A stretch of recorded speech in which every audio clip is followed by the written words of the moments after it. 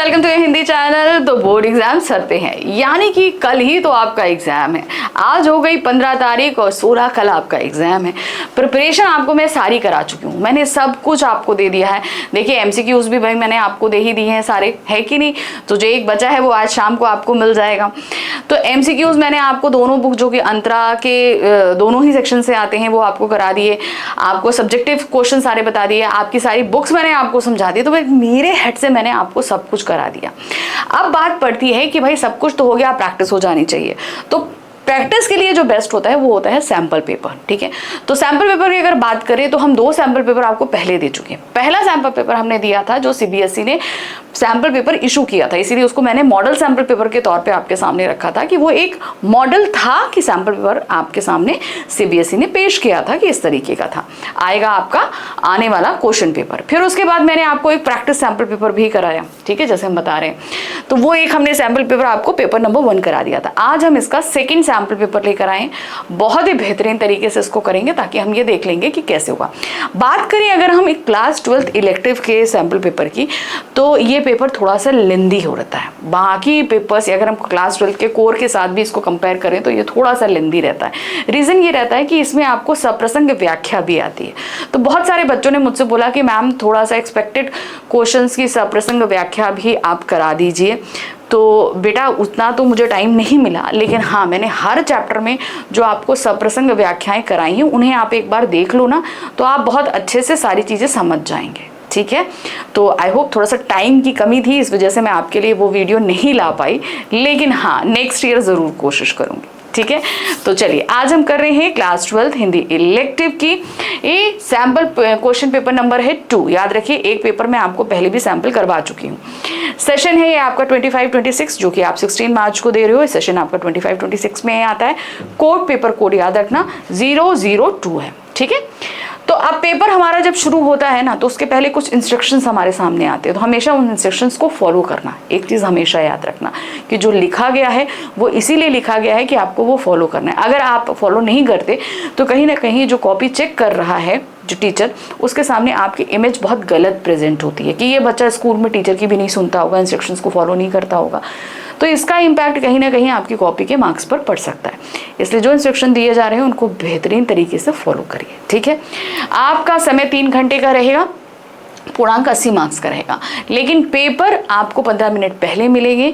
तो उस 15 मिनट को आप बेहतरीन तरीके से यूटिलाइज कीजिए। कैसे करेंगे, उस 15 मिनट को 5-5 मिनट के 3 सेगमेंट्स में आप उसको डिवाइड करेंगे। तो फर्स्ट सेगमेंट जो 5 मिनट का रहेगा उसमें आपको पूरा क्वेश्चन पेपर पढ़ने के साथ साथ जहां पर ऑप्शंस दिए गए हैं उन ऑप्शंस के क्वेश्चंस को भी छांट लेना है कि आपको कौन से करने हैं या कौन से नहीं करने हैं।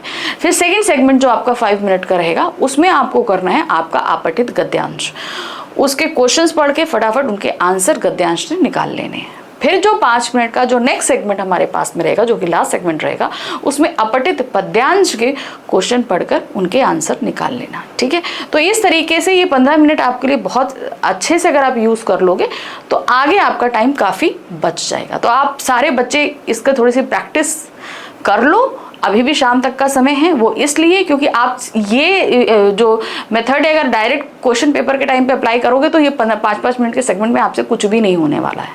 ठीक है, तो बहुत ज़रूरी है कि इसको थोड़ी सी प्रैक्टिस कर लो पहले। चलिए शुरू करते हैं। इंस्ट्रक्शन क्या दिया गया है, प्रश्न पत्र के 3 खंड है, का, खा, ग। खंड का में अपठित बोध पर आधारित प्रश्न पूछे गए, सभी प्रश्नों के उत्तर देना अनिवार्य है। तो खंड का में जो 2 प्रश्न आएंगे उन 2 प्रश्न के अंदर भी आपके पास में उप प्रश्न रहेंगे, उनमें कोई ऑप्शन नहीं है, सारे प्रश्न करने होंगे। खंड खा आपका अभिव्यक्ति और माध्यम पुस्तक पर आधारित प्रश्न रहेंगे और प्रश्नों में अंदर आंतरिक विकल्प रहेंगे। तो आपकी जो तीसरी बुक है अभिव्यक्ति और माध्यम, उससे यहाँ पर प्रश्न पूछे जाएंगे। तो वहां पर आपको सारे प्रश्न करने हैं, मतलब उसके अंदर जो जितने प्रश्न दिए वो करने हैं, उप प्रश्न में अंदर ऑप्शन रहेंगे। खंड गा हमारी अंतरा भाग 2 और अंतराल भाग 2 पाठ्य पुस्तक पर आधारित प्रश्न पूछे जाएंगे, आंतरिक विकल्प मौजूद रहेंगे। बहुविकल्पीय वाले सेगमेंट में आपके पास में प्रश्न ऑप्शन नहीं रहेंगे, लेकिन बाकी जगह पर रहेंगे। और हाँ एक चीज बहुत सारे बच्चे हमसे पूछते हैं कि मैम कि हम कौन सा सेक्शन पहले करें। ठीक है, तो हम ये कहेंगे जिस ऑर्डर में क्वेश्चन पेपर में क्वेश्चंस हैं उसी ऑर्डर में आंसर शीट में आपके आंसर होने चाहिए। कोई भी सेगमेंट आगे पीछे आपको करने की जरूरत नहीं। 1 से लेकर 13 तक के प्रश्न आपको पूरे लाइन से करने हैं। ठीक है, चलिए। तो सबसे पहले जैसे हमने कहा कि अपठित बोध है। अपठित बोध हमारा में जो पहला प्रश्न है अपठित गद्यांश, ये 10 मार्क्स का होगा। अब 10 मार्क्स बहुत इंपॉर्टेंट होते हैं, अगर आप स्कोर कर लो तो क्या बात है। तो पहले 3 प्रश्न तो बहुविकल्पीय रहेंगे, फिर 1 प्रश्न अति लघु रहेगा और 3 प्रश्न जो है वो लघु उत्तरीय रहेंगे। तो 4 तो आपके पास 1-1 नंबर के प्रश्न रहेंगे, 4 नंबर के, और लघु उत्तरीय 2-2 नंबर के रहेंगे, तो वो हो जाएंगे 6 नंबर के। तो इस तरीके से ये आपके पास में 10 नंबर के प्रश्न आने वाले हैं। ठीक है, पहले पढ़ते हैं गद्यांश। वर्ष 2023 को अंतर्राष्ट्रीय मोटा अनाज वर्ष घोषित किया गया। इस प्रस्ताव का 70 से अधिक देशों ने समर्थन किया। इसका उद्देश्य पोषक अनाज के टिकाऊ उत्पादन और गुणवत्ता में सुधार के साथ इसके उपभोग के लिए लोगों को प्रेरित करना है। राष्ट्रीय स्तर पर अब किसी भी संदेह नहीं रह गया कि मोटा अनाज का उत्पादन, खपत, प्रसंस्करण, निर्यात और इसमें प्रौद्योगिकी का इस्तेमाल बढ़ना तय है। मोटे अनाज केवल भविष्य की ही नहीं, मोटे अनाज का समृद्ध इतिहास भी रहा है। मोटे अनाज में मुख्य तौर पर ज्वार, बाजरा, महुआ, जौ, कोदो, सांवा, बाजरा, कुटकी, कांगनी जैसे अन्न शामिल हैं। इन्हें श्री अन्न या कंदन भी कहते हैं। श्री अन्न भारत और दुनिया के लोगों द्वारा खेती और उपयोग किए जाने वाले सबसे शुरुआती अनाजों में से एक है। वैश्विक स्तर पर जलवायु परिवर्तन में अनाजों के उत्पादन पर असर दिखने लगा है। भविष्य में अति विषम जलवायु का अनुमान लगाया जा रहा है, यानी कि बहुत ही अनएक्सपेक्टेड जो वेदर है वो रहेगा। कंदन फसलें ऐसी जलवायु में अच्छी साबित हो सकती हैं। कृषि वैज्ञानिकों ने भी मोटे अनाज के महत्व को समझा है। अनेक मोटे अनाज को खेती कम पानी और विषम जलवायु में भी संभव है, यानी कि इनको कम पानी चाहिए होता है, ज्यादा देखरेख और हार्ड वेदर भी ये में भी उग जाते हैं। जलवायु और जमीन के हिसाब से मोटे या पोषक अनाजों की खेती को बढ़ावा देने का कार्य युद्ध स्तर पर जारी है। ये अनाज किसानों के लिए ज्यादा कारगर हो सकते हैं क्योंकि मोटे अनाज के उत्पादन में लागत कम आती है, यानी कि इसमें हमें ज्यादा लगाना नहीं पड़ता है और मिलता ज्यादा है।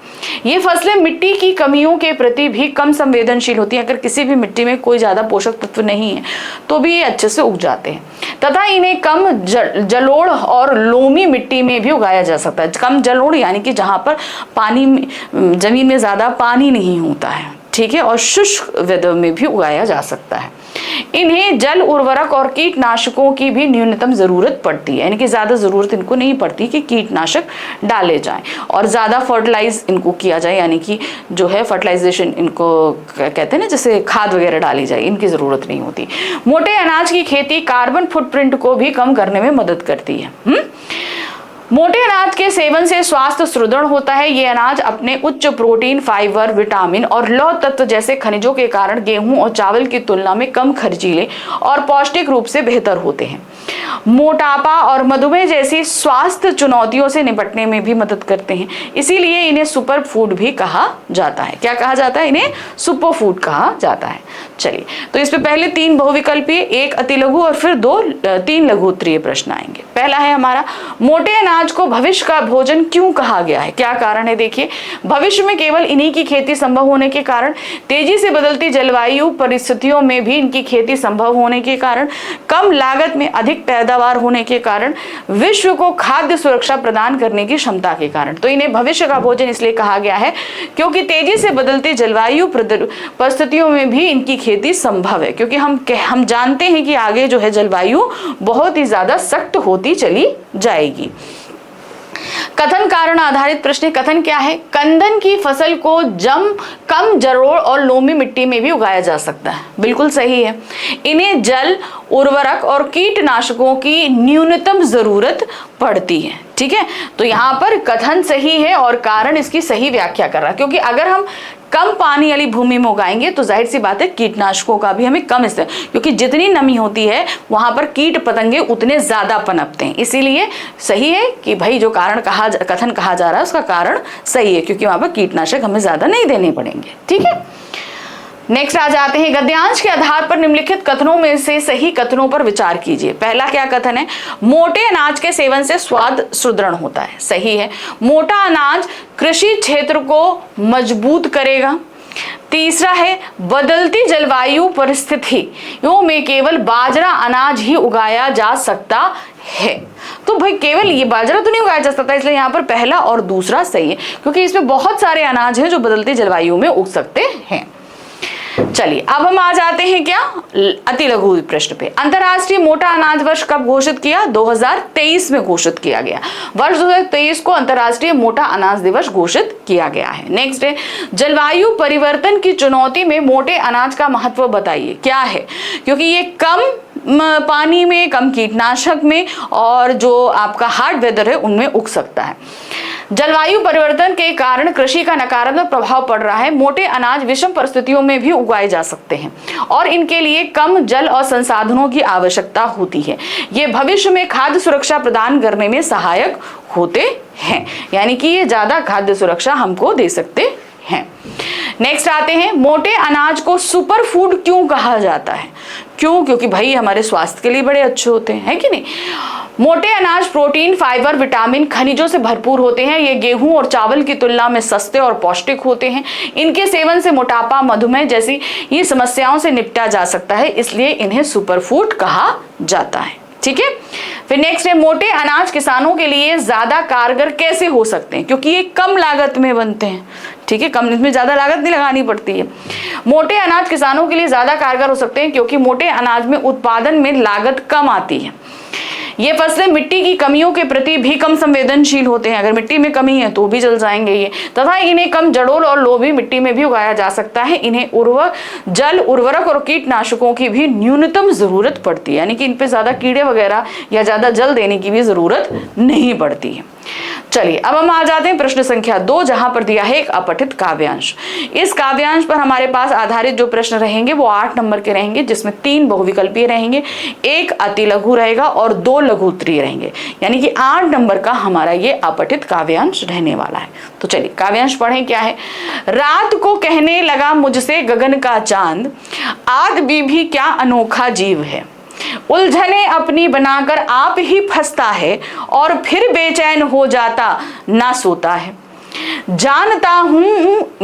जानता है तू कि मैं कितना पुराना हूं, मैं चुका हूं देख मनु को जन्मते मरते, और लाखों बार तुझसे पागलों को भी चांदनी में बैठ सपनों को पर सही करते।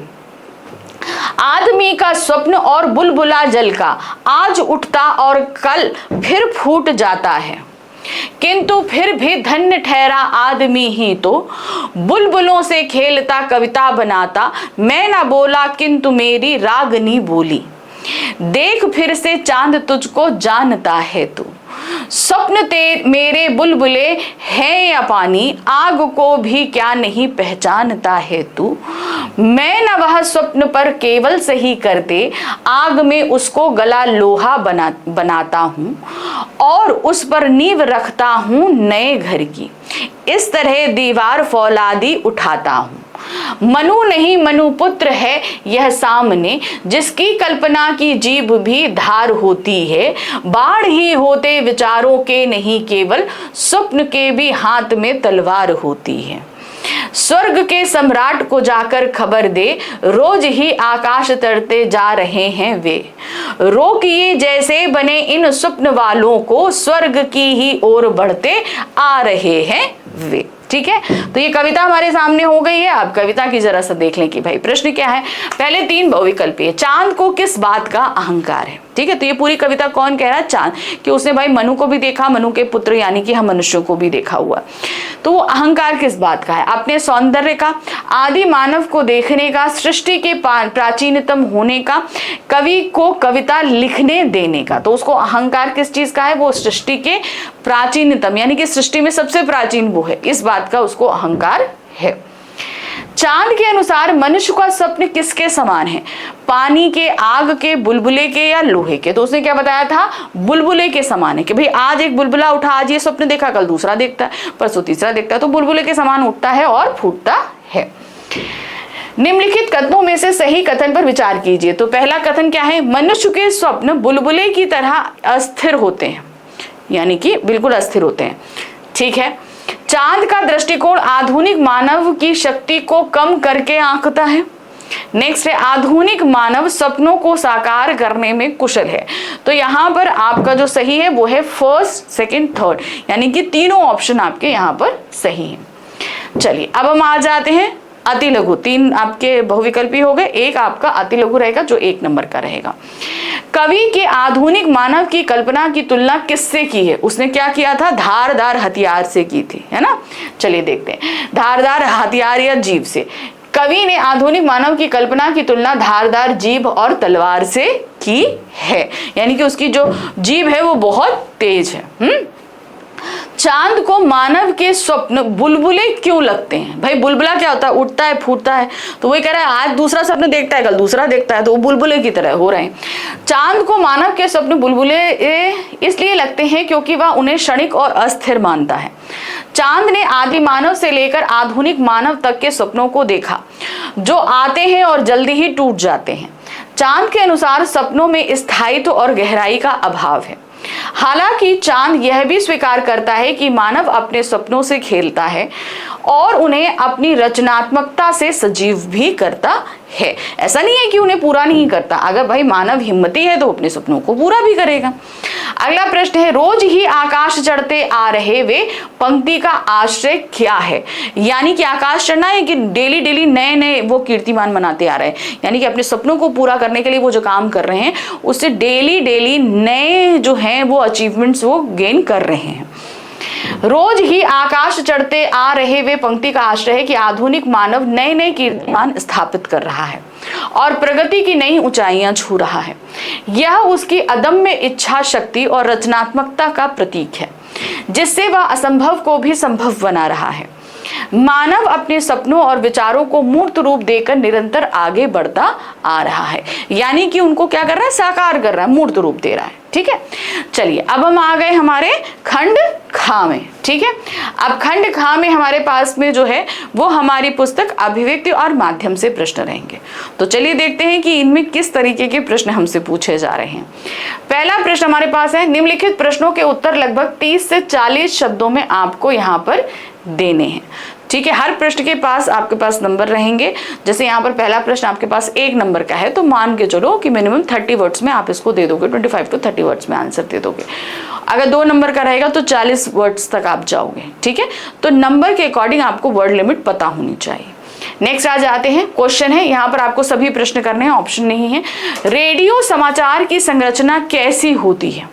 ठीक है, रेडियो समाचार की संरचना कैसी होती है? ये भी उल्टा पिरामिड शैली जैसी ही होती है जैसे कि हम लिखते हैं। ठीक है, अब रेडियो में चूंकि ये एक श्रव्य माध्यम है तो यहाँ पर बहुत ही सावधानी के साथ चीजों को बोला और पढ़ा जाता है। रेडियो समाचार की संरचना मुख्य रूप से उल्टा पिरामिड शैली पर आधारित होती है जिसमें सबसे महत्वपूर्ण सूचना पहले और कम महत्वपूर्ण जानकारी अंत में दी जाती है। यह एक सरल, संक्षिप्त और सुसंगत संवाद शैली है जिसे मुख्य रूप से 3 भागों इंट्रो यानी कि मुखड़ा, बॉडी यानी कि विस्तार और समापन यानी कि कंक्लूजन में बांटा जाता है। ठीक है, चलिए नेक्स्ट आ जाते हैं, संपादकीय लेखन के बारे में बताइए। संपादकीय लेखन कौन करता है आप बताइए? संपादक या सह संपादक द्वारा किया जाता है और इसे अखबार की आवाज भी माना जाता है कि नहीं? चलिए देखते हैं, संपादकीय लेखन किसी समाचार पत्र या पत्रिका के संपादक द्वारा या समसामयिक ज्वलंत मुद्दों पर लिखा जाता है। कोई भी मुद्दा हो, जैसे मान लीजिए अभी प्रेजेंट टाइम में हम कहें तो मिडिल ईस्ट वॉर पे चल रहा है तो किसी भी अखबार के संपादक या सह संपादक इस पर कोई एक लेख लिख सकते हैं। ठीक है, लिखा गया एक आधिकारिक और वैचारिक लेख होता है। इसे अखबार की आवाज या दिल और आत्मा माना जाता है जो संगठन के सामूहिक दृष्टिकोण को दर्शाता है, यानी कि उस अखबार के लोग क्या सोचते हैं किसी मुद्दे पर वो हमको पढ़कर पता चलता है। इसका मुख्य उद्देश्य पाठकों को सूचित करना, राय बनाना, प्रेरित करना और जनमत को प्रभावित करना होता है। अगला प्रश्न है, ये भी 2 नंबर का है। पहला प्रश्न 1 नंबर का रहा, फिर उसके बाद 2 नंबर का, फिर 2 नंबर का, तो उसमें ऑप्शन नहीं है, आपको सारे ही प्रश्न करने होंगे। ठीक है, बीट रिपोर्टिंग और विशेषीकृत रिपोर्टिंग में क्या अंतर होता है? बीट रिपोर्टिंग जो है वो सतही, अगर हम साधारण लैंग्वेज में बोलें तो आप जिस क्षेत्र, जो भी क्षेत्र कवर कर रहे हैं वहां पर घटना कैसे घटी, किस तरीके से हुई, अगर आप ये सतही नॉलेज दे देते हो तो ये बीट रिपोर्टिंग के तहत आता है। लेकिन उसी घटना में उसके पीछे के कारणों का सबका अगर हम विश्लेषण करके उसके ऊपर रिपोर्ट तैयार करते हैं तो वो विशेषीकृत रिपोर्टिंग कहलाती है। ठीक है, बीट रिपोर्टिंग और विशेषीकृत यानी कि स्पेशलाइज्ड रिपोर्टिंग में मुख्य अंतर कवरेज की गहराई और ज्ञान का होता है। यानी कि कवरेज, एक सतही कवरेज जो है वो बीट रिपोर्टिंग में होता है, लेकिन अंदर गहराई तक जाके कवरेज करना जो है वो विशेषीकृत रिपोर्टिंग के अंतर्गत आता है। बीट रिपोर्टिंग में किसी खास क्षेत्र जैसे कि पुलिस और खेल की दैनिक खबरें कवर की जाती है, जबकि विशेषीकृत रिपोर्टिंग में किसी विषय की गहराई, विश्लेषण, अनुसंधान और व्याख्या की जाती है। बीट रिपोर्टर सामान्य जानकारी रखते हैं, वहीं विशेष संवाददाता उस क्षेत्र के विशेषज्ञ होते हैं, क्योंकि भाई उसी क्षेत्र में क्या है, उन्होंने बहुत सारी खबरें कवर की होती हैं और काफी गहराई तक जाकर उसके बारे में इंफॉर्मेशन निकाली होती है। चलिए अब आ जाते हैं प्रश्न संख्या 4 पे। यहां पर क्या दिया है, निम्नलिखित में से किसी 2 प्रश्नों के उत्तर लगभग 60 शब्दों में देने हैं। अब आपको क्या है, अब आपके सामने क्या यहां पर आ गया, सीधे सीधे देखिए, फिर से 3 प्रश्न आएंगे और आपको सिर्फ 2 प्रश्न करने होंगे और 60 शब्दों में देने, यानी कि एक प्रश्न के लिए आपको मिल रहे हैं 3 नंबर, तो जो 2 प्रश्न करोगे तो उसके लिए मिल जाएंगे 6 नंबर। ठीक है, चलिए क्या है, भारत में इंटरनेट पत्रकारिता विषय पर टिप्पणी लिखी। हम सभी को पता है कि भारत में इंटरनेट पत्रकारिता का अभी द्वितीय दौर चल रहा है। भारत में ऑनलाइन पत्रकारिता एक बढ़ता हुआ क्षेत्र है जो पारंपरिक मीडिया और बढ़ते ब्लॉगिंग समुदाय के बीच साझा है। पारंपरिक रूप से प्रिंट और टेलीविजन पर केंद्रित बड़ी मीडिया कंपनियां अब भी ऑनलाइन पत्रकारिता जगत पर हावी हैं, लेकिन समर्पित ब्लॉगरों का एक बढ़ता हुआ समूह एक स्वतंत्र आवाज प्रदान करता है, क्योंकि ये ब्लॉगर्स भी जो है वो क्या कर रहे हैं, कहीं ना कहीं सूचना प्रदान करते हैं। समाचार लेखन में नीतिगत ढांचे के महत्व को स्पष्ट कीजिए। नीतिगत ढांचा, नीति का मतलब क्या होता है, आपके रूल्स एंड रेगुलेशंस के अकॉर्डिंग हम अगर एक क्राइटेरिया बना लें तो वो नीतिगत ढांचे के अंतर्गत आ जाता है। ठीक है, तो आपको समाचार लेखन में वो नीतिगत ढांचा यहाँ पर एक्सप्लेन करना है। समाचार लेखन में नीतिगत ढांचा पत्रकारिता की रीढ़ है, याद रखना, क्योंकि हर चीज के अपने कुछ नियम से, रूल्स एंड रेगुलेशंस हैं, तो इसे रूल्स एंड रेगुलेशन किसी भी संस्था को एक मजबूत पैमाने पर खड़ी करती है। जैसे हमारा शरीर जो मजबूत है वो हमारी रीढ़ की हड्डी की वजह से होता है, तो उसी तरीके से ये नीतियां क्या है, किसी भी संस्था के लिए एक रीढ़ का काम करती हैं, जो खबरों को निष्पक्षता, सटीकता और विश्वसनीयता सुनिश्चित करता है। यह सुनिश्चित करता है कि समाचार तथ्यों पर आधारित हो, पूर्वाग्रह से मुक्त हो और पाठक के हितों की रक्षा करते हुए समाज को जागरूक करे, जिससे मीडिया की साख बनी रहती है। ठीक है, तो अगर आप ये करोगे तो उसकी अपनी एक पहचान यहाँ पर बनी रहती है। विशेष लेखन क्या है, यह कितने प्रकार के होते हैं। ठीक है, अब विशेष लेखन क्या है, किसी भी विषय पर पूरे विस्तृत से रिपोर्ट तैयार करना, लेख करना, वो विशेष लेखन के अंतर्गत आता है और इसका कोई एक निश्चित क्षेत्र नहीं होता, सभी क्षेत्रों पे ये लेखन किया जा सकता है। विशेष लेखन किसी विशिष्ट विषय जैसे कि खेल, अर्थ, व्यापार, सिनेमा या मुद्दे पर सामान्य खबरों से हटकर गहराई से किया गया तथ्यात्मक और विश्लेषणात्मक लेखन है, यानी कि आपको फैक्ट बेस और पूरी चीज को विश्लेषण यानी कि एक्सप्लेन करते हुए चीजों को लिखना होता है। यह पाठकों को किसी विषय की गहन समझ प्रदान करता है और इसमें रिपोर्टिंग के अलावा टिप्पणी, विश्लेषण और साक्षात्कार शामिल होते हैं।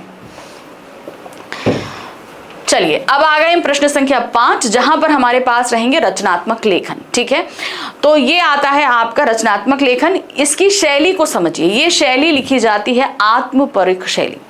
इसको लिखते समय हम अपने अनुभवों को भी साझा कर सकते हैं या अपने आप को उसमें शामिल कर सकते हैं। तो मैं, मेरा, मुझे जैसे शब्दों को हम इसमें बहुत आसानी से इंप्लीमेंट कर सकते हैं। ठीक है, रचनात्मक लेखन वर्ड लिमिट के अंतर्गत होता है और जो इनके विषय होते हैं वो अनएक्सपेक्टेड होते हैं। मान लीजिए कि मेरे हाथ की घड़ी हो गई, मेरे सामने का कैमरा हो गया, या बारिश का वो पहला दिन हो गया, कोई भी विषय पर आपको यहाँ पर पूछा जा सकता है। अब ये बात होती है कि आप अपनी इमेजिनेशन को कितना एक्सपेंड कर सकते हो और वहां पर कितना अच्छा लिख सकते हो। तो ये बेसिकली ये जो पॉइंट आपके पास, ये जो क्वेश्चन रखे जाते हैं, ये आपकी इमेजिनेशन पावर को चेक करने के लिए रखा जाता है कि आप हिंदी में कितना अच्छा इमेजिन कर सकते हो और कितने उसी इमेजिनेशन को कितने अच्छे शब्दों में उतार सकते हो। तो जो 3 टॉपिक रहेंगे उन टॉपिक्स में से आप सिर्फ उसी को चूज करना जिसपे आप बहुत अच्छे से लिख सकते हो हमेशा। इसलिए 3 टॉपिक आपके ऑप्शन ज्यादा रखे जाते हैं आपके सामने, 3 में से आपको एक करना है, तो हमेशा ऐसे ही टॉपिक को चुनना। ठीक है, तो इसमें फैक्ट हमें ज्यादा इंप्लीमेंट नहीं करने होते, अपनी इमेजिनेशन को ज्यादा इंप्लीमेंट करना पड़ता है। ठीक है, चलिए क्या है, पहला विषय है अपने जीवन की मधुर स्मृतियों का वर्णन। अब आपके जीवन की कोई भी एक ऐसी याद जो आपको आज तक याद हो, उसको यहाँ लिख सकते हो। ठीक है ना, देखिए क्या है, मेरे जीवन की मधुर स्मृतियों में एक साधारण सी वस्तु भी खास स्थान रखती है, मेरे स्कूल की पुरानी घंटी। ठीक है, यह सुनने में भले ही सामान्य लगे, लेकिन उसके साथ जुड़ी याद आज भी मेरे मन को मुस्कान से भर देती है। हर सुबह जब वह घंटी बजती थी तो पूरे स्कूल में एक अलग सी ऊर्जा फैल जाती थी। उसकी आवाज सुनते ही हम सभी बच्चे जल्दी जल्दी अपनी कक्षाओं की ओर दौड़ पड़ते। सबसे मजेदार पल वह होता जब अवकाश की घंटी यानी कि छुट्टी की घंटी बजती। जैसे ही घंटी की टन टन गूंजती, हम सब खुशी से मैदान की ओर भागते और दोस्तों के साथ खेलते, हंसते और बातें करते। कभी कभी हम शरारत में घंटी बजाने वाले भैया के पास भी खड़े हो जाते ताकि उसे पास से सुन सकें। आज जब उन दिनों को याद करता हूं तो समझ आता है कि वह साधारण सी घंटी केवल समय का संकेत नहीं थी, बल्कि बचपन की खुशियों और मित्रता की मधुर यादों की ध्वनि थी। ठीक है, चलिए नेक्स्ट टॉपिक हमारे पास में आ जाता है मेरी प्रिय ऋतु। यानी कि आपके सबसे, किसी को भाई गर्मी की ऋतु अच्छी लगती, किसी को सर्दी अच्छी लगती, किसी को वर्षा ऋतु अच्छी लगती है, लेकिन यहाँ पर हमने जो लिखा है वो है वसंत ऋतु के बारे में। ठीक है, मेरी प्रिय ऋतु वसंत ऋतु है। यह ऋतु वर्ष की सबसे सुहावनी और आनंददायक ऋतु मानी जाती है।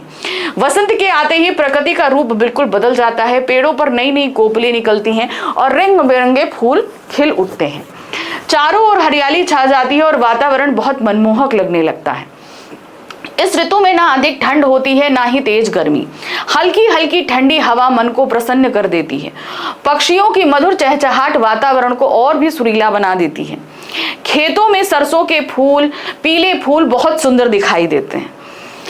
वसंत ऋतुओं को ऋतुओं का राजा भी कहा जाता है। इस समय लोग घूमने फिरने और प्रकृति का आनंद लेने का भरपूर अवसर पाते हैं।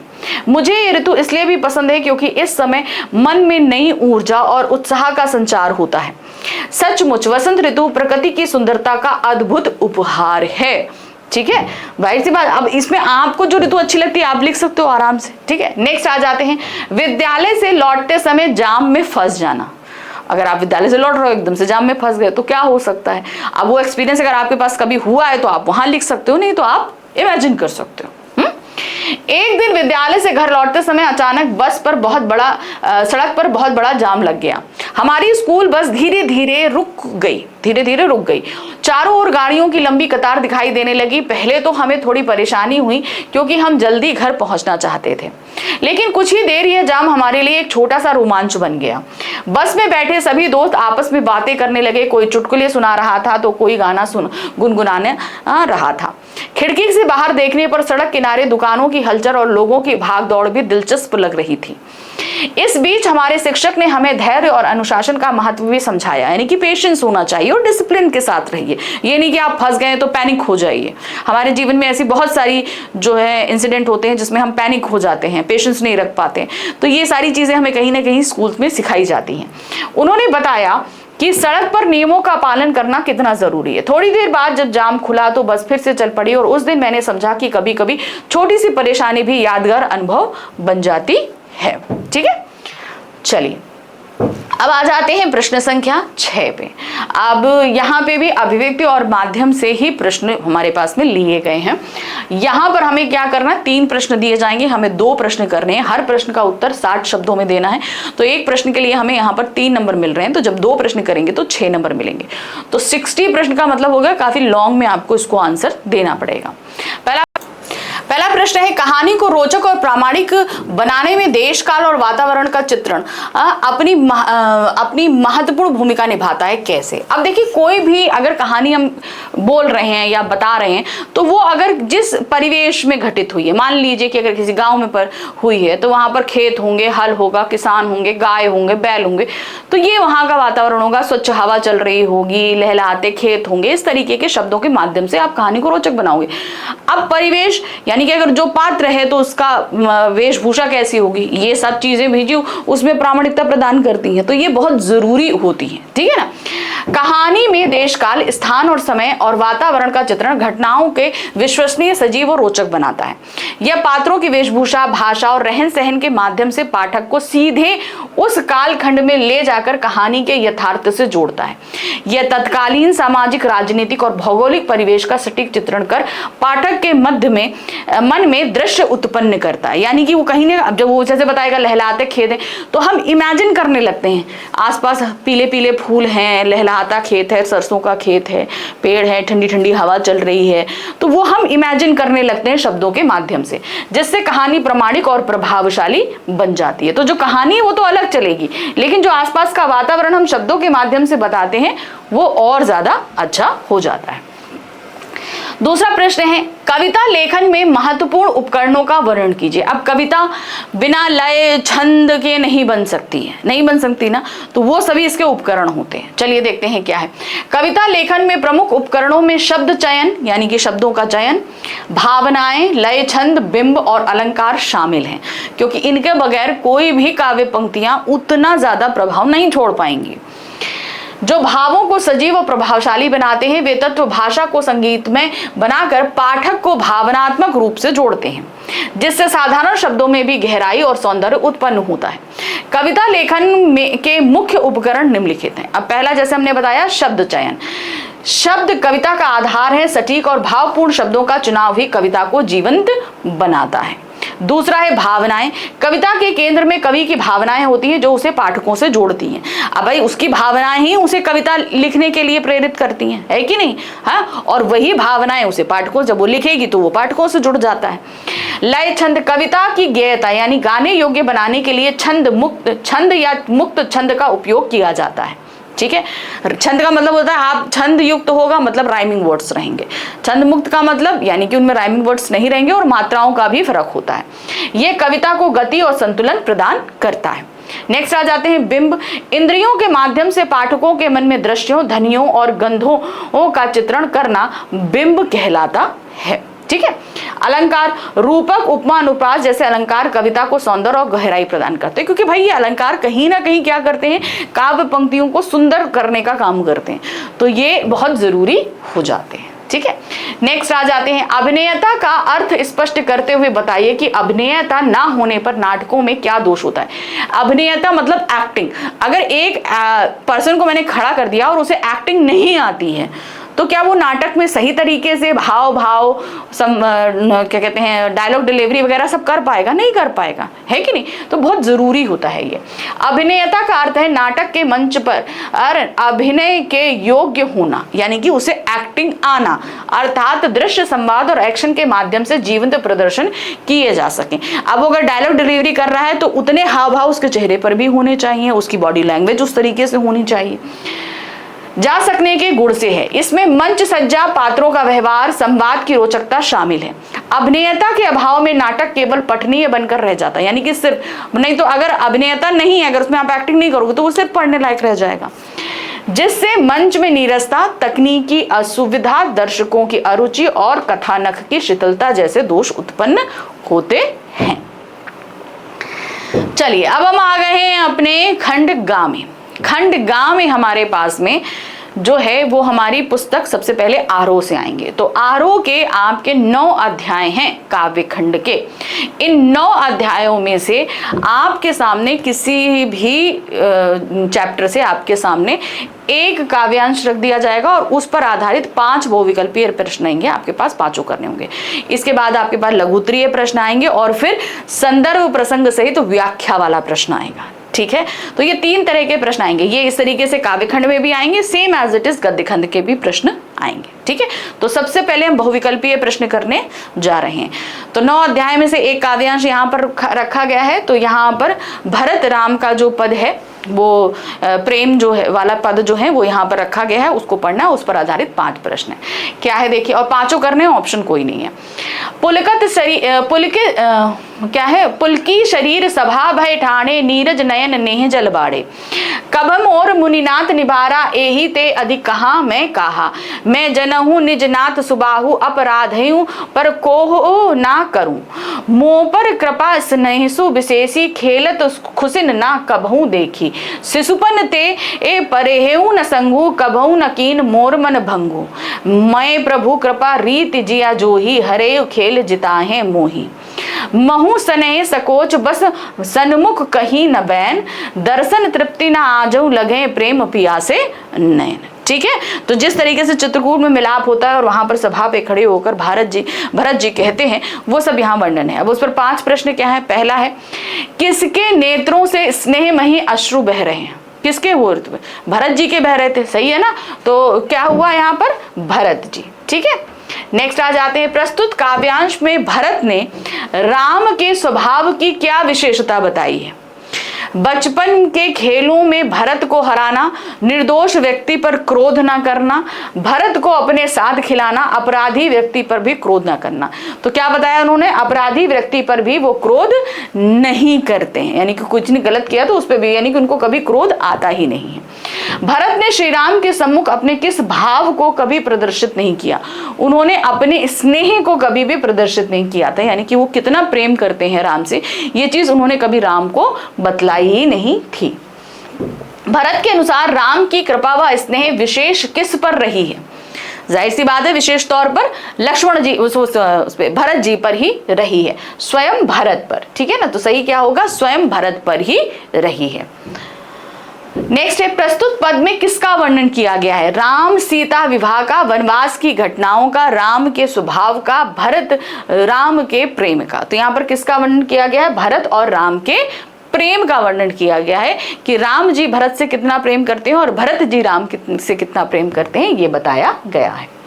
चलिए, अब हम आ गए प्रश्न संख्या 8 पे, जहां पर हमारे काव्य खंड के 9 अध्यायों में से रखे जाएंगे 3 प्रश्न और हमें करने होंगे सिर्फ 2 प्रश्न। हर प्रश्न का उत्तर हमें देना है 40 शब्दों में और एक प्रश्न के लिए हमको मिलेंगे यहाँ पर 2 नंबर। तो जब हम 2 प्रश्न करेंगे तो हमें मिलेंगे कितने? 4 नंबर। ठीक है, तो पहला प्रश्न है देवसेना के गीत से, यानी कि फर्स्ट चैप्टर से ही लिया गया है। देवसेना का गीत कविता के आधार पर देवसेना की वेदना पर प्रकाश डालिए, यानी कि उसको क्या तकलीफ थी। ठीक है, एक तो स्कंदगुप्त से उसका प्यार नहीं हो पाया, दूसरा उसका परिवार उससे बिछड़ गया, तो उसे दोनों ही चीजों का दुख था, है कि नहीं। जयशंकर प्रसाद द्वारा रचित देवसेना का गीत में देवसेना जीवन भर प्रेम, संघर्ष और निराशा को सहन करने के बाद अंत में प्रेम की असफलता और अकेलेपन की तीव्र वेदना यानी कि पीड़ा व्यक्त करती है। वह अपने प्रिय स्कंदगुप्त से प्रेम को ना पा सकने के पछतावे, भाई बंधुओं की मृत्यु और यौवन के भ्रमपूर्ण संघर्ष को याद कर भावविह्वल हो जाती है। भ्रमपूर्ण संघर्ष मतलब उसने अपना पूरा यौवन जो है वो स्कंदगुप्त के प्रेम में बिताया, जो कि एक भ्रम था, क्योंकि स्कंदगुप्त तो किसी और को प्रेम करता था, है कि नहीं। अगला प्रश्न है, वसंत आया कविता की सार्थकता सिद्ध कीजिए। कविता थी ना, कौन सी? वसंत आया। क्या देखिए, वसंत आया कविता कहती है कि आज मनुष्य का प्रकृति से रिश्ता टूट गया है। वसंत ऋतु का आना अब अनुभव करने के बजाय कैलेंडर से जाना जाता है। ऋतुओं में परिवर्तन पहले की तरह ही संभवतः घटित होते रहते हैं। तो वसंत आया जो कविता है वो पूरी तरीके से यह बताया जा रहा है कि किस तरीके से मनुष्य का प्रकृति से रिश्ता टूटा है। अब वो क्या है कि भाई प्रकृति ऋतुएं तो पहले भी वैसे बदलती नहीं जैसे आज बदल रही हैं, लेकिन फर्क क्या है, पहले ऋतुओं में जब तब्दीलियां होती थी तो वो पहले के लोग उन तब्दीलियों से ही ऋतु का परिवर्तन समझ जाते थे, लेकिन आज के व्यक्ति ने अपना जीवन मशीनीकरण कर लिया है। हम इतना व्यस्त हो गए हैं कि ऋतुओं में जो परिवर्तन, मौसम में जो परिवर्तन हो रहा है वो ऋतुओं के परिवर्तन का संदेश होता है, ये हम समझ ही नहीं पाते। और हम इन ऋतु परिवर्तन को कैलेंडर के जरिए जानते हैं या दफ्तर में होने वाली छुट्टियों के जरिए जान पाते हैं। तीसरा प्रश्न है, बारहमासा से क्या आश्रय। बारहमासा मैंने आपको पहले भी बताया है कि बारहमासा बेसिकली ये मलिक मोहम्मद जायसी द्वारा लिखी गया एक महाकाव्य है, जिसमें जो है रानी पद्मावती से जब विवाह करने के लिए रत्नसेन चले जाते हैं तो नागमती के विरह वर्णन का यहाँ पर 12 महीनों का वर्णन है। तो बारहमासा का बेसिकली मतलब ये होता है कि प्रेम में दुख हो या प्रेम हो, तो हर मौसम में, हर महीने में वो दुख किस तरीके से प्रदर्शित हो रहा है ये बताना। ठीक है, बारहमासा हिंदी साहित्य और लोक परंपरा की एक काव्य शैली है जिसमें वर्ष के 12 महीनों के प्राकृतिक परिवर्तनों के साथ किसी विरह या विरहणी, आमतौर पर नायिका की विरह वेदना या दुख या मिलन की अभिलाषा और बदलते मौसम का चित्रण किया जाता है। यह मुख्य रूप से विरह प्रधान लोकगीत है जो भारतीय महीनों जैसे चैत से फागुन के आधार पर रचे जाते हैं। ठीक है। तो चैत से लेकर फागुन तक ये 12 महीनों का वर्णन होता है। भाई हमारे पास तो सिलेबस में खाली 4 महीने रहे, लेकिन मैंने आपको बताया है कि पद्मावत जो हमारा महाकाव्य रहा है उनमें पूरे 12 महीनों का वर्णन किया गया है नागमती के विरह का। चलिए प्रश्न संख्या 9 आ गए। अब इसमें सप्रसंग व्याख्या करनी है। तो 9 अध्यायों में से जो काव्य खंड के 9 अध्याय हैं उनमें से कोई भी 2 काव्यांश यहाँ पर रखे जाएंगे और उनमें से किसी एक काव्यांश के आपको संदर्भ प्रसंग सहित व्याख्या करनी है। रही बात, बहुत सारे बच्चों ने मुझसे रिक्वेस्ट करी है कि मैम प्लीज एक्सपेक्टेड जो है सप्रसंग व्याख्या कराइए, लेकिन मैंने इतना मुझे समय नहीं मिल पाया। लेकिन मैं आपसे यही कहूंगी हर चैप्टर में जो मैंने आपको काव्यांश कराए हैं वो एक्सपेक्टेड ही हैं, तो उनको जरा आप ध्यान से पढ़ लेना तो आपको समझ। वैसे तो मैंने हर एक लाइन हर एक चीज आपको डिटेल में समझाई हुई है, तो आपको उसकी व्याख्या करने में परेशानी नहीं आएगी। ठीक है, चलिए तो यहाँ पर पहला आ रहा है कार्नेलिया के गीत से हमारा पहला जो है वो लिया गया है काव्यांश। अरुण ये मधुमेह देश हमारा, जहां पहुंच अनजान क्षितिज को मिलता एक सहारा। सरस तामरस गर्भ विवाह पर नाच रही तरुशिखा मनोहर। लघु सुर धनु से पंख पसारे, शीतल मलय समीर सहारे। छिटका जीवन हरियाली पर मंगल कुसुम सारा। उड़ते खग जिस ओर मुंह किए, समझ नीड़ निज प्यारा। ठीक है, अब इसकी सबसे पहले संदर्भ लिखेंगे, व्याख्या प्रसंग लिखेंगे और फिर व्याख्या करेंगे। तो देखिए क्या है, प्रस्तुत काव्यांश पाठ्य पुस्तक अंतरा भाग 2 में संकलित कार्नेलिया के गीत से लिया गया है, जिसके रचयिता कवि जयशंकर प्रसाद हैं।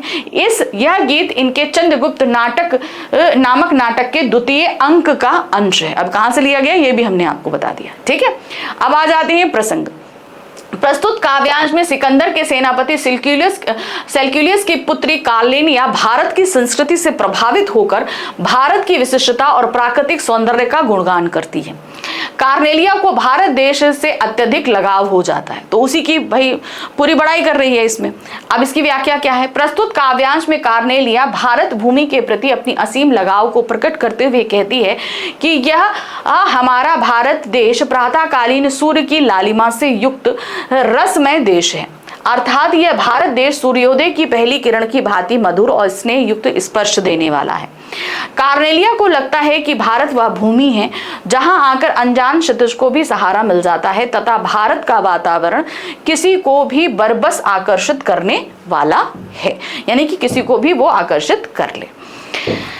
रस युक्त कमल की क्रांति तथा वृक्षों की फुनगी पर छिटकी लाली ई प्रकृति को मंगल भावनाओं से भरने का कार्य करती है। सूर्य की किरणों तथा कमल की शोभा के बीच ऐसा वातावरण निर्मित होता है मानो हरी भरी धरती पर मांगलिक कार्यवश केसरिया लेप लगा दिया गया हो।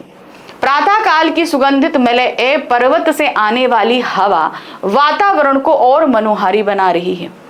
आकाश में इंद्रधनुषीय पंखों को फैलाए पक्षी तथा प्रकृति को अधिक मोहक बनाने में सक्षम है। वह यहाँ की शीतल मलय समीर के साथ उड़ते हैं और इसे ही अपना घोंसला मान लेते हैं। उनको यह देश अपना घर लगता है। ठीक, चलिए अब दूसरा हमारे पास में कहाँ है, ये दिया गया है हिमालय किधर है, एक दिशा। ठीक है, हिमालय किधर है, मैंने उस बच्चे से पूछा जो स्कूल से बाहर पतंग उड़ा रहा था। उधर उधर उसने कहा, जिधर उसकी पतंग भागी जा रही थी। मैं स्वीकार करूं मैंने पहली बार जाना हिमालय किधर है। ठीक है, तो अब सबसे पहले इसका क्या करेंगे, संदर्भ। प्रस्तुत कविता पाठ्यपुस्तक अंतरा भाग 2 में संकलित केदारनाथ सिंह द्वारा रचित दिशा कविता से उद्धत है। ठीक है, प्रसंग पे आएंगे। प्रस्तुत कविता में विद्यालय से बाहर पतंग उड़ाते हुए बच्चे के दिशा के संबंध में पूछे गए कवि के प्रश्न एवं उसके उत्तर का वर्णन है। अब व्याख्या क्या है, प्रस्तुत कविता में कवि स्कूल के बाहर पतंग उड़ाते हुए बच्चे से हिमालय की दिशा के विषय में पूछता है, लेकिन बच्चे को हिमालय या उसकी दिशा का ज्ञान नहीं था कि कहाँ है। वह पतंग उड़ाने में लीन था तथा उसका ध्यान पतंग के उड़ने की दिशा में था कि जिधर पतंग उड़ रही उधर उसका दिशा था एवं आसमान की ऊंचाइयों की ओर था। अपने ध्यान में लीन बच्चा अपने भोलेपन के साथ पतंग के उड़ाने की दिशा की ओर संकेत करता हुआ कहता है, कवि के प्रश्न का उत्तर देता है उधर उधर, अर्थात बच्चा हिमालय की दिशा पतंग की ओर उड़ने की दिशा को मानता है। बच्चे की इस स्वाभाविक उत्तर ने कवि को यथार्थ के विस्तार की प्रक्रिया को समझा दिया, यानी कि वास्तविकता। यथार्थ का मतलब क्या होता है? वास्तविकता। प्रत्येक व्यक्ति का यथार्थ पृथक पृथक होता है, ठीक है। हर इंसान की जो वास्तविकता होती है, जो सोचने कहने का तरीका होता है, वो सब अलग अलग होता है। बच्चे का यथार्थ उसके बाल मनोविज्ञान के माध्यम से संचालित होता है। कवि बच्चे के इस उत्तर को स्वीकार कर लेता है, क्योंकि उसके लिए उस समय इंपॉर्टेंट क्या था? उसका पतंग उड़ाना। कवि कहते हैं कि हिमालय की निश्चित ही की गई दिशा आ से बिल्कुल भिन्न दिशा का ज्ञान कवि को पहली बार बच्चे के द्वारा हुआ। कवि ये बताना चाहते हैं कि बच्चे के लिए हिमालय की दिशा से महत्वपूर्ण उसकी उड़ती हुई पतंग थी, क्योंकि हर बच्चे में हमारे लिए जो इंपॉर्टेंट होगा हमारा ध्यान उसी तरफ भी रहता है। उसके सामने हिमालय की दिशा का कोई महत्व नहीं था। बच्चे यथार्थ को अपने ढंग से देखते हैं, अर्थात प्रत्येक व्यक्ति की अपनी सोच और उत्तर उसकी सोच से निकलता है, यानी कि वो क्या सोच रहा है उसी से उसका उत्तर निकलता है, ठीक है। चलिए अब हम आ गए यहाँ पर क्या? प्रश्न संख्या 10 में, जहां पर हमारे गद्य खंड के 8 अध्यायों में से एक गद्यांश रखा जाएगा और उस पर आधारित पूछे जाएंगे 5 प्रश्न, ठीक है। पांचों प्रश्न आपको करने हैं, वो बहुविकल्पीय रहेंगे, ठीक है। तो क्या है दिया? यह समूचा दृश्य इतना साफ और सजीव है, अपनी स्वच्छ में इतना संपूर्ण और शाश्वत कि एक क्षण के लिए विश्वास नहीं होता कि आने वाले वर्षों में सब कुछ मटियामेट हो जाएगा, ठीक है। तो इतना पढ़ने के बाद हमें समझ में आ गया कि ये जो स्टोरी है वो कहाँ है? जहां कोई वापसी नहीं, ठीक है। झोपड़ी, खेत, ढोर, आम के पेड़ सब एक गंदी आधुनिक औद्योगिक कॉलोनी की ईंटों के बीच दब जाएगा और ये हंसती मुस्कुराती औरतें भोपाल, जबलपुर या बैडन की सड़कों पर पत्थर कूटती दिखाई देंगी। शायद कुछ वर्षों तक उनकी स्मृति में अपने गांव की तस्वीर एक स्वप्न की तरह धुंधली रहेगी, किंतु धूल में लौटते उनके बच्चों को तो कभी मालूम भी नहीं होगा कि बहुत पहले उनके पुरखों का गांव था जहां आम झरा करते थे। तो ये अमझर गांव की जो कहानी है, जहां कोई वापसी नहीं से लिया गया है। अब इस पर जो प्रश्न है देखिए, पहला कथन कारण आधारित आ गया है। पहला क्या है? आगामी वर्षों में औद्योगिक विकास के कारण सब कुछ नष्ट हो जाएगा, सही है। औद्योगिक विकास के नाम पर ग्रामीणों को उनके घरों से निष्कासित कर दिया जाएगा, बिल्कुल सही है। नष्ट हो जाने का मतलब, तो यहाँ पर कथन और कारण दोनों सही हैं और कारण कथन की सही व्याख्या कर रहा है। अगला प्रश्न है, धान की रोपाई करती महिलाओं को देखकर लेखक की क्या प्रतिक्रिया होती है? वो क्या सोचते हैं? लेखक उन्हें देखकर अत्यंत भावुक हो जाते हैं, लेखक उनसे बातचीत करने लगते हैं, लेखक उन्हें विस्थापन से परिचित कराते हैं। लेखक की कोई प्रतिक्रिया व्यक्त नहीं होती, वो बहुत भावुक हो गए थे, सोच रहे थे ये औरतें जो आज धान रोप रही हैं कहीं पर सड़कों पर पत्थर तोड़ती जो हैं वो दिखाई देंगी, ठीक है ना। नेक्स्ट है, गद्यांश के अनुसार औद्योगिक कॉलोनियों में कौन परिवर्तित हो जाएगा? झोपड़ियां, खेत खलियान, आम के पेड़ या सभी? ये सभी औद्योगिक कॉलोनियों में तब्दील हो जाएंगे, यानी कि हम यहाँ लगाएंगे ये सभी, क्योंकि सब वहां मिट जाएगा और वहां पर औद्योगिक कॉलोनियां बन जाएंगी ईंट पत्थर की। हंसती मुस्कुराती हुई औरतें सड़कों पर पत्थर कूटती हुई क्यों दिखाई देंगी? गरीबी के कारण, भ्रष्टाचार के कारण, बेरोजगारी के कारण या विस्थापन के कारण? तो इसका कारण क्या बनेगा? विस्थापन, क्योंकि भाई अमझर पूरे गांव को विस्थापित किया जा रहा है कि नहीं? तो इसका कारण क्या बनेगा? विस्थापन। प्रस्तुत गद्यांश के माध्यम से लेखक ने किस सत्य को उजागर करने की कोशिश की है? कौन सा सत्य है जिसे बता रहे हैं? औद्योगिक कॉलोनियां विकास के लिए आवश्यक हैं, प्रगति के नाम पर संस्कृति का विनाश किया जा रहा है, नई पीढ़ी अपने भविष्य को लेकर सतर्क है, गांव के प्रति की प्रगति संभव नहीं। तो यहाँ पर जो सही ऑप्शन है वो है आपका सेकेंड, प्रगति के नाम पर संस्कृति का विनाश किया जा रहा है, यानी कि हमारी जो संस्कृति है उसे मिटाया जा रहा है। चलिए अब हम आ गए प्रश्न संख्या 11, जहां पर हमारे पास में रहेंगे हमारे गद्य खंड के 8 अध्यायों में से 3 प्रश्न और हमें करने होंगे 2 प्रश्न। हर प्रश्न का उत्तर हमें देना है यहाँ 40 शब्दों में, एक प्रश्न के लिए मिलेंगे 2 नंबर, तो जब हम 2 प्रश्न करेंगे तो हमें मिलेंगे 40 नंबर, ठीक है। चलिए देखते हैं पहला क्या है, सेवाग्राम में लेखक को क्या अनुभव मिले स्पष्ट कीजिए। गांधी, नेहरू, यासेर अराफात जो चैप्टर है उससे लिया गया है, भीष्म साहनी जी ने लिखा था ये चैप्टर, है कि नहीं। भीष्म साहनी द्वारा लिखित गांधी, नेहरू, यासेर अराफात संस्मरण में लेखक ने 1938 से 45 के आसपास सेवाग्राम आश्रम में महात्मा गांधी के साथ रहने और उनसे बातचीत करने का जीवंत अनुभव मिला, क्योंकि उनके साथ ही रहे वहां पे थे तो उनके साथ रहने का अनुभव उनको मिला। उन्होंने गांधी जी की सादगी, सुबह की सैर, रोगियों के प्रति करुणा और निश्चल हंसी को बहुत करीब से देखा। जो उनके लिए अविस्मरणीय था, यानी कि वो एक्सपीरियंस ऐसा था जो वो उसको कभी भुला नहीं पाए। अगला प्रश्न है, प्रगति के कारण विस्थापन और औद्योगिकरण के कारण विस्थापन में क्या अंतर है? प्रगति के कारण जब विस्थापन होता है वो अस्थायी तौर पे होता है, कुछ समय के लिए लोग वहां से जाते हैं, लेकिन जब वो प्राकृतिक आपदा टल जाती है तो उसके बाद लोग आकर फिर वहां पर उस जगह को सुधार कर रहने लगते हैं। लेकिन औद्योगिकरण के नाम पर जब विस्थापन होता है तो वो हमेशा के लिए होता है, उन बस्तियों को हमेशा के लिए उजाड़ दिया जाता है, वो लोग वहां पर वापस कभी नहीं आ पाते। ठीक है, तो क्या है देखिए, प्रगति और औद्योगिकरण के कारण विस्थापन में मुख्य अंतर यह है कि प्राकृतिक विस्थापन अस्थायी होता है और लोग वापस लौट आते हैं, जबकि औद्योगिकरण के कारण विस्थापन स्थायी होता है, लोग हमेशा के लिए अपना घर परिवेश खो देते हैं। प्राकृतिक आपदा में लोग वापस अपनी जमीन पर लौट आते हैं, लेकिन औद्योगिक विकास में वे अपनी संस्कृति और घर बार से वंचित हो जाते हैं। तीसरा प्रश्न है, दूसरा देवदास कहानी की शीर्षक की सार्थकता को स्पष्ट कीजिए। भाई ये जो शीर्षक इसका दिया गया दूसरा देवदास, क्योंकि देवदास में भी वो अपनी पारों के लिए तड़पता रहता है, उसको ढूंढता रहता है।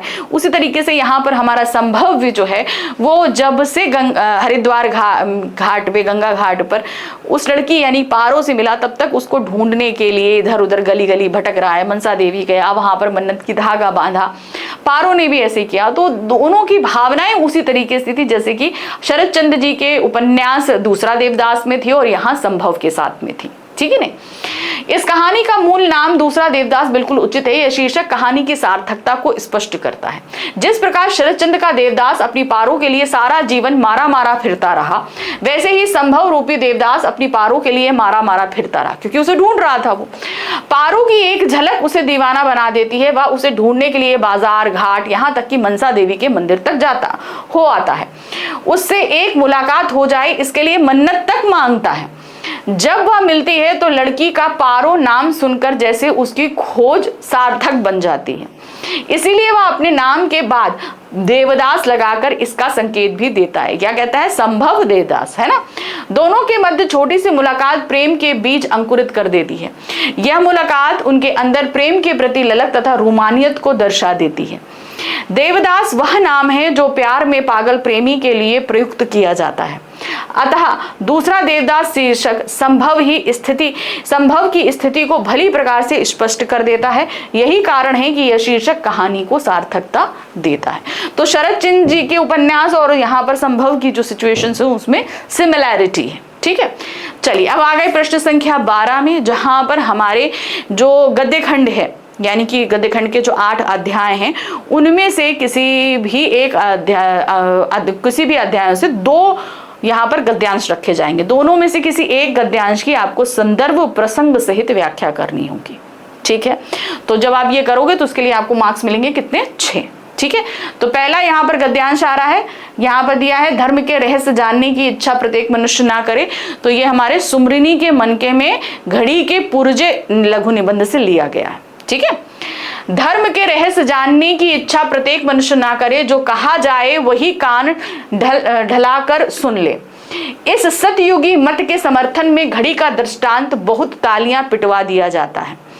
घड़ी समय बतलाती है। किसी घड़ी देखना जानने वाले से समय पूछ लो और काम चला लो। यदि अधिक करो तो घड़ी देखना स्वयं सीख लो, किंतु तुम चाहते हो कि घड़ी का पीछा खोल के, यानी कि उसके बैक साइड को खोल के पुर्जे गिन लें, उन्हें खोलकर फिर जमा लें, साफ करके फिर लगा लें। यह तुमसे नहीं होगा, तुम उसके अधिकारी नहीं।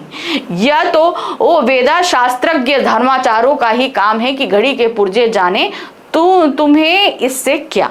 ठीक है, तो धर्माचार्य किस तरीके से धर्म पर अपना एकाधिकार रखना चाहते हैं, उनके रहस्यों को सभी आम जनता को नहीं बताना चाहते, इस बात पर व्यंग्यपूर्ण निबंध ये लिखा गया था। चलिए, तो सबसे पहले हमारे पास आ रहा है इसका संदर्भ। प्रस्तुत गद्यांश पाठ पुस्तक अंतरा भाग 2 में संकलित सुमरिनी के मन के पाठ में शामिल लघु निबंध घड़ी के पुर्जे से उद्धत है। यह प्रसिद्ध निबंधकार पंडित चंद्रधर शर्मा गुलेरी की रचना है। ठीक है, अब प्रसंग क्या है? प्रस्तुत गद्यांश में लेखक ने इस गद्यांश में धर्म की तुलना घड़ी से तथा घड़ी के पुर्जों की तुलना धर्म के गूढ़ रहस्यों से की है। ठीक है, अब इस पर आ जाते हैं, इसकी व्याख्या कर लेते हैं। क्या है? प्रस्तुत गद्यांश में लेखक बताते हैं कि धर्माचार्य यह उपदेश देते हैं कि धर्म का रहस्य बहुत गूढ़ है, इसलिए प्रत्येक मनुष्य को धर्म के रहस्यों को जानने की इच्छा व्यक्त नहीं करनी चाहिए, अपितु उपदेशक जो बताते हैं उसे चुपचाप स्वीकार कर लेना चाहिए। यह सत्य सतयुग से ही चला आ रहा है। इसके समर्थन में वह घड़ी का उदाहरण देते हैं। घड़ी का काम समय बताना है। आपको समय जानना हो तो जिसे घड़ी देखनी आती है उससे मालूम कर लो, आपका काम चल जाएगा। यदि इससे भी संतुष्ट नहीं हो तो घड़ी देखना सीख लो, काम चलता ही रहेगा। किंतु ऐसी इच्छा मत करो कि घड़ी को खोल कर देखें, यानी कि घड़ी को पूरा खोलें, उसके पीछे के सारे कल पुर्जे निकालें और जानें, उसके प्रत्येक पुर्जे के बारे में जानकारी लें, उस घड़ी को फिर उसी प्रकार बांध दें, उसे साफ करके फिर बांध लें या दीवार पर लगा दें, क्योंकि यह काम तुमसे नहीं होगा, क्योंकि उसकी हम जानते नहीं कि भाई कैसे किया जाएगा। यह काम कोई अधिकारी व्यक्ति या घड़ी साज ही कर सकता है, तुम घड़ी साज तो हो नहीं। यह बात धर्म के विषय में है, धर्म के तत्व को, उसके रहस्य को ही जान सकता है। जो वेदों व शास्त्रों का धर्मज्ञ है, धर्म क्षेत्र का आचार्य हो, वे ही धर्म की घड़ी के घड़ी साज हैं। इस उदाहरण को सुनकर जनता उसकी तर्क संगति पर ताली पीटने लगती है, किंतु लेखक कहता है कि क्या इस समानता से व्यक्ति की जानने की स्वाभाविक इच्छा समाप्त हो जाती है? यानी कि अगर ये तर्क दिया जाए तो व्यक्ति के अंदर जो घड़ी को देखने की इच्छा है, क्या वो समाप्त हो जाएगी? यानी कि धर्म के रहस्यों को जानने की जो इच्छा है वो खत्म हो जाएगी। चलिए, अथवा करके हमारे पास में दूसरा गद्यांश है। क्या दिया है? लेकिन ये कहाँ चला हरगोविंद। तो ये हमारा है 3rd चैप्टर संवदिया से लिया गया है। ठीक है, ये कौन गांव पहली सांझ में ही अमावस्या का अंधकार, किस राह से वह किधर जा रहा है, नदी है कहां से आ गई नदी, नदी नहीं है खेत है, ये झोपड़े हैं या हाथियों का झुंड, ताड़ का पेड़ किधर गया, वह राह भूलकर ना जाने कहां भटक गया। इस गांव में आदमी नहीं रहते क्या, कहीं कोई रोशनी नहीं, किससे पूछे, कहां वह रोशनी या आंखें, वह खड़ा है या चल रहा, वह गाड़ी में है या धरती पे। यानी कि हरगोविंद जब बहुत लंबा चल कर आता है तो वो अपनी सुध-बुध, क्योंकि भाई खाया पिया नहीं था, इतना लंबा चल के आया था, थक गया था, तो अपनी सुध-बुध खो गया था, तो अपने गांव जलालगढ़ को ही नहीं ठीक से पहचान पा रहा था, है कि नहीं, वो दिया गया है। प्रस्तुत गद्यांश पाठ पुस्तक अंतरा भाग 2 में संकलित संवदिया पाठ से उद्धत है। इसके रचनाकार फणीश्वरनाथ रेणु है। प्रसंग है, प्रस्तुत गद्यांश में हरगोविंद के वापस अपने गांव पहुंचने और उसकी अर्ध चेतना अवस्था तथा मनः स्थिति का वर्णन किया गया है। एक तो वो टेंशन में था, दूसरा बेहोशी की कंडीशन में था, है कि नहीं। प्रस्तुत गद्यांश में लेखक कहते हैं कि हरगोविंद 20 कोस पैदल चलकर अपने गांव जलालगढ़ पहुंचा, तो वह अर्ध चेतना अवस्था यानी बेहोशी में था। वह अपने गांव को भी ना पहचान पा रहा था। थकान के कारण उसे इतना भी होश नहीं था कि यह पहचान कर सके कि वह कौन से गांव में है, अभी सुबह है या शाम है। उसे अमावस्या का अंधकार दिखाई दे रहा था। उसे यह भी नहीं मालूम कि किस रास्ते में और कहां जा रहा है। उसे एक नदी दिखाई दी जो पहले वहां नहीं थी। फिर उसे वह खेत दिखाई देने लगा, उसे झोपड़ियां हाथियों के झुंड की तरह दिखाई देने लगी। वह ताड़ का पेड़ ढूंढने लगा जो उसे कहीं दिखाई नहीं दिया। वह रास्ता भूल गया था। उसे लगा कि वह किसी अनजानी जगह पर आ गया है। उसे कोई आदमी दिखाई नहीं दिया। इस कारण वह यह सोचने लगा कि शायद इस गांव में आदमी ही नहीं रहते। कहीं कोई रोशनी उसे नजर नहीं आई। उसे समझ नहीं आ रहा था कि वह यहाँ किससे रास्ता पूछे। ठीक है, तो ये हो गया। अब हम आ जाते हैं अपने प्रश्न पत्र के अंतिम प्रश्न पे, जहां पर हमारी हिंदी की पूरक पुस्तक का अंतराल भाग 2 से 3 प्रश्न रखे जाएंगे। 3 चैप्टर में से 3 प्रश्न रखे जाएंगे। सिर्फ आपको 2 प्रश्न करने होंगे। हर प्रश्न के लिए आपको मिलेंगे 5 नंबर। ठीक है, तो आप उत्तर यहाँ लिखोगे 100 शब्दों में। ये दीर्घ उत्तरीय प्रश्न रहेंगे। ठीक है, तो जो 3 चैप्टर हैं उनमें से आपको सिर्फ 2 ही प्रश्न करने होंगे। पहला है, सूरदास जगधर से अपनी आर्थिक हानि को गुप्त क्यों रखना चाहता था। उसने जगधर ने आकर उसने बताया कि भाई तुम्हारे पैसों की पोटली भैरव के पास है, लेकिन वो साफ मना कर सकता है मेरे पास कोई पैसों की पोटली नहीं थी, क्योंकि उसका ये मानना था कि एक भिखारी के पास इतना पैसा अगर होगा तो सब लोग देखेंगे जानेंगे तो बहुत बुरा समझेंगे, एक जगहंसाई वाली बात हो जाएगी। इसलिए वो अपने पैसों की हानि को गुप्त रख लेता है। वो सीधे सीधे डिनाई कर देता है कि वो पोटली मेरी नहीं है। ठीक है, सूरदास एक अंधा भिखारी था। वह लोगों के दान पर ही जीता था। एक अंधे भिखारी के पास इतना धन होना लोगों के लिए हैरानी की बात हो सकती थी। इस धन के पता चलने पर लोग उस पर संदेह कर सकते थे कि भाई वो चोरी करता था, लोगों के बंटमार करता था, पॉकेट चुराता था, ये कर सकते थे। उसके पास इतना धन कहां से आया? वह जानता था कि एक भिखारी को धन जोड़ कर रखना सुहाता नहीं, लोग उसके प्रति तरह तरह की बात कर सकते हैं। अतः जब जगधर ने उसे उन रुपयों के बारे में पूछा तो वह सकपका गया। वह जगधर को इस बारे में बताना नहीं चाहता था। जगधर के द्वारा यह बताए जाने पर कि वह रुपया अब भैरव के पास है तो उसने उन रुपयों को अपना मानने से इनकार कर दिया कि भाई मेरा है ही नहीं। वह स्वयं को समाज के आगे लज्जित नहीं करना चाहता था। वह जानता था कि कोई उसकी गरीबी का मजाक नहीं उड़ाएगा। लोगों को यह पता लगा कि उसके पास इतना धन था तो वह लोगों को इसका जवाब नहीं दे पाएगा। अतः वह जगधर से अपनी आर्थिक हानि को गुप्त रखना चाहता है। मतलब साफ साफ मना कर देता है कि मुझे इस तरह की कोई भी नुकसान नहीं हुआ कि जगधर मेरे से पैसा लेकर गया है। दूसरा प्रश्न है, अपना मालवा खाऊ उजाड़ू सभ्यता में पाठ में लेखक का खाऊ उजाड़ू सभ्यता से क्या तात्पर्य है? यूरोप और अमेरिका में इस सभ्यता के विकास में क्या भूमिका है? ठीक है, मतलब आप खाओ लेकिन उस सभ्यता को पनपने का मौका मत दो, ये होती है खाऊ उजाड़ू सभ्यता, है कि नहीं? अपना मालवा खाऊ उजाड़ू सभ्यता में पाठ में लेखक प्रभाष जोशी का खाऊ उजाड़ू सभ्यता से तात्पर्य ऐसी आधुनिक उपभोक्तावादी जीवन शैली से है जो प्राकृतिक संसाधनों का अत्यधिक उपयोग करती है। भाई प्रकृति का हमें अगर उपयोग करना है तो उसे दोबारा पनपने का समय भी देना है, लेकिन आज के आधुनिकरण ने क्या है कि हम सिर्फ उससे इस्तेमाल कर रहे हैं, उसे पनपने का मौका ही नहीं देते हैं और विनाश यानी कि उजाड़ों की ओर ले जा रहा है। अब उन्होंने दूसरा प्रश्न पूछा यूरोप और अमेरिका के बारे में। देखिए क्या है, यूरोप और अमेरिका की भूमि औद्योगिक मॉडल, क्योंकि हम उनका पूरी तरीके से कॉपी कर रहे हैं, है ना। पश्चिमी देशों यानी कि यूरोप अमेरिका से आई औद्योगिक सभ्यता इस विनाशकारी संस्कृति की मूल देन है। अब ये कहाँ से आई है? जाहिर से यूरोप और अमेरिका से आई है। क्यों? क्योंकि भाई वो लोग जिस तरह की सभ्यता अपना रहे हैं हमने बिना सोचे समझे उसे अपना लिया।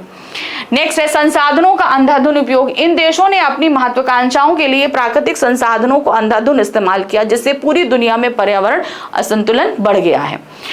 प्रकृति से अलगाव। आधुनिक औद्योगिक विकास ने मनुष्य को प्रकृति से काट दिया है। यह सभ्यता मालवा जैसे समृद्ध क्षेत्र को भी खाऊ उजाड़ू संस्कृति बदल रही है, जहां नदियां गंदे नालों में परिवर्तित होती जा रही हैं। क्योंकि भाई हम प्रकृति को समझ नहीं पा रहे हैं, क्योंकि अगर प्रकृति नष्ट हुई तो हम मानवों का अस्तित्व भी नष्ट होने में समय नहीं लगेगा। तीसरा प्रश्न है, लेखक विश्वनाथ ने किन आधारों पर अपनी मां की तुलना बत्तख से की है? अब आपको बताना है। विस्कोहर की माटी से ये प्रश्न किया गया है। बत्तख जिस तरीके से अंडों को से रही है, उनकी रक्षा कर रही है, यही देखकर उन्हें अपनी मां की भी याद आ जाती है कि नहीं? लेखक विश्वनाथ ने मां और बत्तख को ममता के आधार पर समान दिखाया है। बत्तख अंडा देने के समय पानी को छोड़कर जमीन पर आ जाती है। बत्तखें अपने अंडों को सेती हैं, वे अपने पंख फुलाकर उन्हें दुनिया की नजरों से छुपा कर रखती हैं। बत्तख बहुत कोमलता एवं सतर्कता से कार्य करती है। इसी प्रकार माँ भी अपने बच्चों की देखभाल करती है। माँ भी बत्तख की तरह अपने बच्चों को अपने आंचल में की छाया में छिपा कर रखती है। दोनों को अपने बच्चों के साथ लगाव होता है, इसीलिए दोनों की तुलना लेखक विश्वनाथ से की गई है। ठीक है, तो ये था हमारा प्रश्न पत्र संख्या 2। ठीक है, तो कल आप लोग का पेपर है और अभी हम शाम को आपसे फिर लाइव सेशन में मिलने वाले हैं, तो आइएगा जरूर। और जो भी प्रॉब्लम्स या डाउट हैं उसके लिए हम मॉर्निंग सेशन तो आपका ले ही रहे हैं।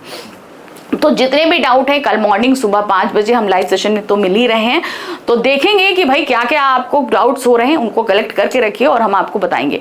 कॉपी प्रेजेंटेशन से लेकर टाइम मैनेजमेंट तक हर एक टिप्स एंड ट्रिक आपको यहाँ पर मिलेंगी। ठीक है, तो चलिए जल्दी ही मिलते हैं दोबारा हम, और मिलेंगे तो भाई शाम को लाइव सेशन में है ही। ठीक है, ये वीडियो कितना हेल्पफुल रहा कमेंट बॉक्स में जरूर बताइएगा और साथ ही चैनल को लाइक सब्सक्राइब शेयर कीजिएगा। मिलते हैं आगे। Thank you for watching, bye bye.